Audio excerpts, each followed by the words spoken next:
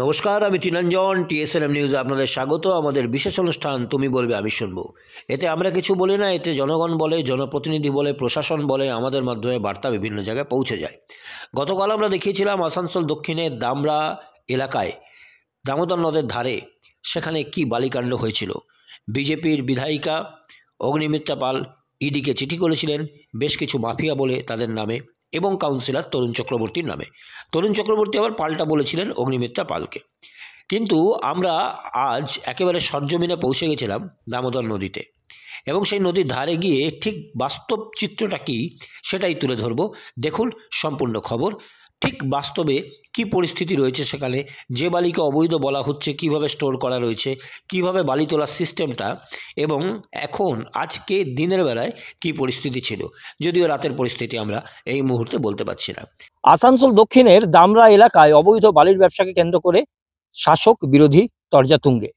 বিরোধী দলের নেত্রী তথা এখানকার বিজেপি বিধায়ক অগ্নিমিত্রা পাল তিনি সরাসরি ইডিকে একটা চিঠি করেন এবং তাতে বালি মাফিয়াদের নাম লিখে দেন। তার সঙ্গে এটাও লেখেন স্থানীয় কাউন্সিলর তরুণ চক্রবর্তী সে এই অবৈধ বালির ব্যবসা থেকে মোটা মোটা টাকা নিচ্ছে। যদিও তরুণ চক্রবর্তী বলেন এমন কোনো প্রমাণ থাকলে প্রমাণ করে দেখানো হোক। কিন্তু এই বালি তোলার ফলে শুকিয়ে যাচ্ছে জল, বিভিন্ন জায়গায় দেখা যাচ্ছে বালির স্তূপ। আমরা একটা স্তূপ দেখাবো ঠিক সেই জায়গাতে দামরা, যেটা নিয়ে বিতর্ক শুরু হয়েছে।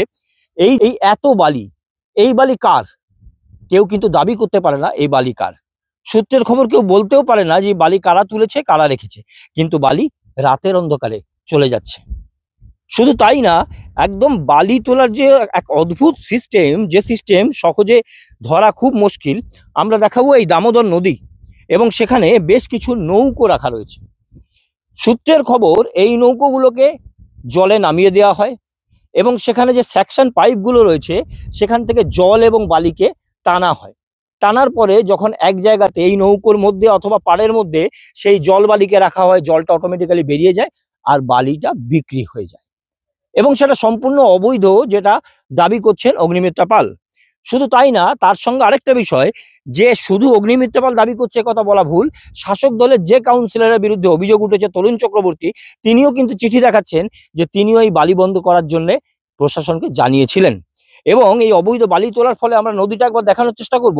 ঠিক যে জায়গায় বালিগুলো তুলে নেওয়া হয় সেই জায়গার নদীটা অনেকটা ডিপ এবং জলটা পরিষ্কার দেখতে পাওয়া যায়, নিচে কোনো বালি নেই। আর অপর দিকে যদি দেখা যায় যে দূরে শুধু বালি রয়েছে, অর্থাৎ এমনভাবে বালি তুলে নেওয়া হয় যে যে কোনো জায়গা গভীর গর্ত হয়ে যায়, নাব্যতা শেষ হয়ে যায় আর বালি তোলার ক্ষেত্রে সুবিধে হয়। এবং শুধু দূরের ছবি দেখালে একটা নৌকো নয়, বেশ কিছু নৌকো আরও দূর যেখানে পৌঁছানো সম্ভব না সেখানে কিন্তু গাড়ি টাড়িও রয়েছে, এমনটা কিন্তু দেখতে পাওয়া যাচ্ছে। এবং ঘটনাস্থলে এসে আমরা কোনো লোকজনকে কিন্তু পাচ্ছি না, এই মুহূর্তে সমস্তটাই ফাঁকা। এবং ইডিকে চিঠি করেছে অগ্নিমিত্রা পাল, অভিযোগ করেছেন বালু মাফিয়াদের বিরুদ্ধে, তাদের নাম বলেছেন। তার সঙ্গে অভিযোগ করেছেন স্থানীয় তৃণমূল কাউন্সিলরের বিরুদ্ধে। তৃণমূল কাউন্সিলর সরাসরি বক্তব্য দিয়েছেন অগ্নিমিত্রার বিরুদ্ধে। শাসক বিরোধী তরজা তুঙ্গে উঠেছে। এখন ইডির কাছে চিঠি পৌঁছানোর পর কি ব্যবস্থা নেয় এবং এই যে স্টকগুলো রয়েছে এই স্টকগুলো বৈধ না অবৈধ তা প্রশাসন কি ব্যবস্থা নেয়, কবে তদন্ত হয় এবং কি রেজাল্ট বেরিয়ে আসে তার অপেক্ষায় শিল্পাঞ্চলবাসী।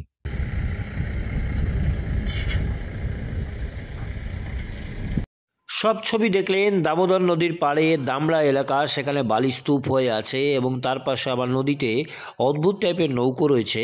এবং গ্রাউন্ড জিরো থেকে আমরা এই ছবি এই জন্য দেখালাম, গতকাল অগ্নিমিত্রা পাল কী বলেছিলেন এবং কাউন্সিলর তরুণ চক্রবর্তী কী বলেছিলেন এবং মেয়র বিধান উপাধ্যায় কী বলেছিলেন আর বাস্তব পরিস্থিতি কোনটা, সেই কারণে ঘটনাস্থলে গিয়ে আমরা এই ছবি তুলে ধরলাম, এই প্রতিবেদন তুলে ধরলাম। কমেন্টস করতে পারেন আপনারা আমাদের ইনবক্সে, জানাতে পারেন এই প্রতিবেদন কেমন লাগলো আপনাদের। তুমি বলবে আমি শুনবা যে পর্যন্তই। আবার দেখুন আগামীকাল টিএসএনএম নিউজের পর্দায়।